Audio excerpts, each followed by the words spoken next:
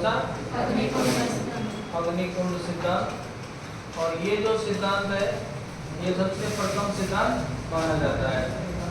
इसके प्रतिपादक बताओ, चंद्र बताएंगे। और इसके जो है समर्थक कौन है? नैन्सी और इसके जो खंडन करने वाले वो कौन है?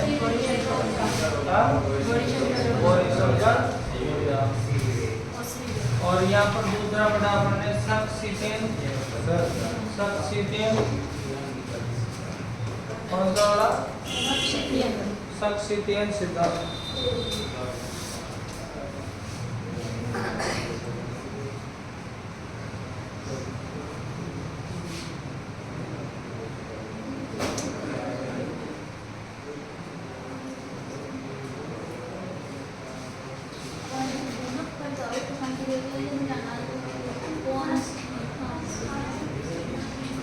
सक्सितियन सिद्धांत। तीसरा यहाँ पर आता है अपने सामने कि कौन सा पढ़ा था तीसरा वाला? प्राचीन क्षत्रिय आर्यों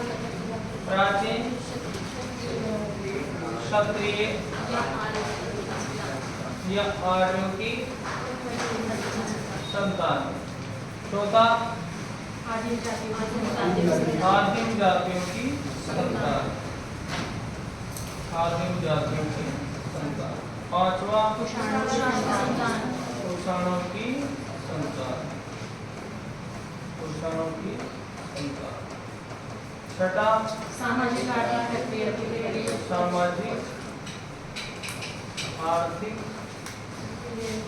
प्रक्रिया की उपज या मिश्रित सिद्धांत। और सातवां विदेशी गुर्जर ब्राह्मणों की संतान। कैंपेन और जैक्सन का सिद्धांत। ठीक है, अब इसमें अपन ने जो एक एक सिद्धांत पढ़े थे, सबसे पहले अपना था अग्निकुंड वाला। और इस अग्निकुंड वाले में स्रोत तो अपने को याद ही है, प्रतिपादक, समर्थक और खंडन करने वाले गौरीशंकर।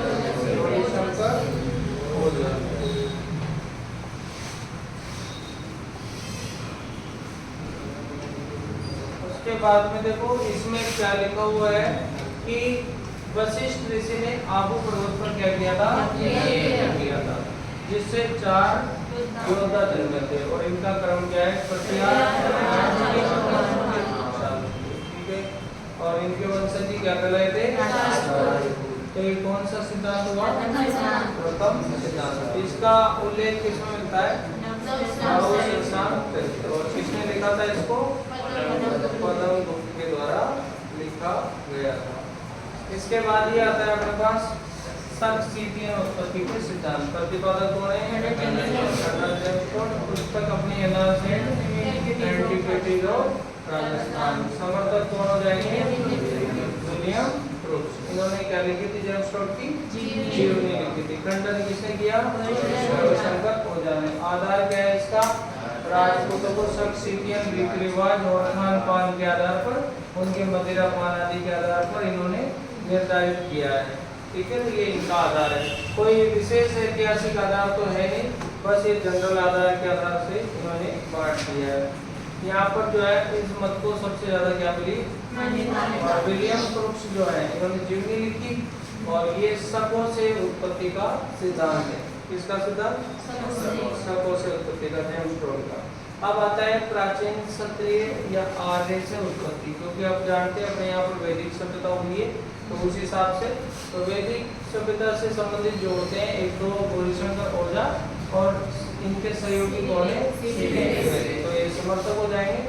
सूर्यवंशी है कौन कौन है? प्रतिहार, परमार, चौहान और चालुक्य। नहीं, चालुक्य किसमें जाएगा? चालुक्य पार्टी यादव और गढ़वाल का संबंध कन्नौज से है। कहाँ से है? और यादव करौली के हो गए, पार्टी जैसलमेर के हो गए, और चालुक्य सोलंकी अपने दक्षिण राजस्थान में जैसे। तो ये है। इसके बाद में आता है अपना आदिम जातियों की संतान। और इसके प्रतिपादक कौन है? ये भी काफी इम्पोर्टेंट है क्योंकि इसमें जो है हूण, थरवर, वर और एक कौन सी थी, गोंड आदि आदि जातियों की क्या माना जाता है, संतान माना जाता है।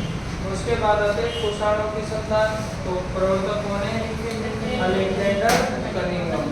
तो यूची जाति के जो कबीले हैं उनसे गुर्जर प्रतिहार जो है उनकी शाखा बनी। और इनका सबसे इम्पोर्टेंट क्वेश्चन ये है कि इनका आधार क्या है, ब्रोच गुर्जर ताम्रपत्र जो 978 ईस्वी का है। तो इस ताम्रपत्र के आधार पर इन्होंने प्रमाणित किया अलेक्जेंडर कनिंघम ने कि ये जो थे किसकी संतान है, संतान है। कौन से ताम्रपत्र के आधार पर, तो कनिंघम के अनुसार राजपूत यूची जाति की संतान है। और यहाँ पर एक ये फिर सामाजिक आर्थिक प्रक्रिया के ऊपर वेडी चट्टोपाध्याय यानी मिश्रित उत्पत्ति का क्या है, सिद्धांत है। उसके बाद आते हैं विदेशी गुर्जर और ब्राह्मणों की संतान। देखो ये व्यक्ति है भंडारकर, ये दोनों तरफ बोलता है। कुछ राजपूत तो विदेशी गुर्जरों से संबंधित है और कुछ राजपूत जो है ब्राह्मणों से संबंधित है। जैसे कि इन्होंने बिजोलिया शिलालेख जो है उसके आधार पर राजपूतों को वत्स गोत्र का क्या बताया गया, ब्राह्मण बताया है। ठीक है, तो यहाँ पर ये हो जाएगा अपना। और भंडारकर ब्राह्मण के ऊपर है। उसके बाद कैंपबेल और जैक्सन का जो मत है वो गुणों से जुड़ता है। तो ये गुणों से शुरू करता है कि गुणों के साथ कौन सी जाति आई थी, खंजर जाति आई थी। और खंजर जाति जो है इससे प्रतिहार उत्पन्न हुए और फिर यहाँ से खंजर जाति ने गुहिलों को क्या बनाया, पुरोहित बनाया। इसके समर्थक कौन कौन है, भंडारकर, विश्वनाथ और त्रिपाठी।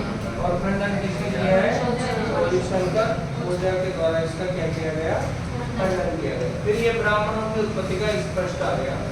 तो यहाँ पर आ गया ये चार व्यक्ति, दशरथ शर्मा, गोपीनाथ। तो दो शर्मा जी हो गए, एक भंडारकर हो गए और एक पाटिल। ठीक है, इन सभी ने उत्पत्ति कैसे मानी है, ब्राह्मणों से मानी है। आधार देखते हैं कुछ। अवंती सुंदरी का विवाह ब्राह्मण से हुआ था और ब्राह्मण कौन सा, अवंती सुंदरी जो थी वो चौहानों की थी, उसकी भी चौहान कन्या थी। इसका विवाह राजशेखर से हुआ था। राजशेखर ने काफी सारे ग्रंथ लिखे। प्रतिहार काल का प्रसिद्ध कौन है, प्रतिहार काल का प्रसिद्ध कवि है कौन है, राजशेखर, प्रतिहार काल का। तो राजशेखर के ग्रंथ आपको याद कराएंगे आगे।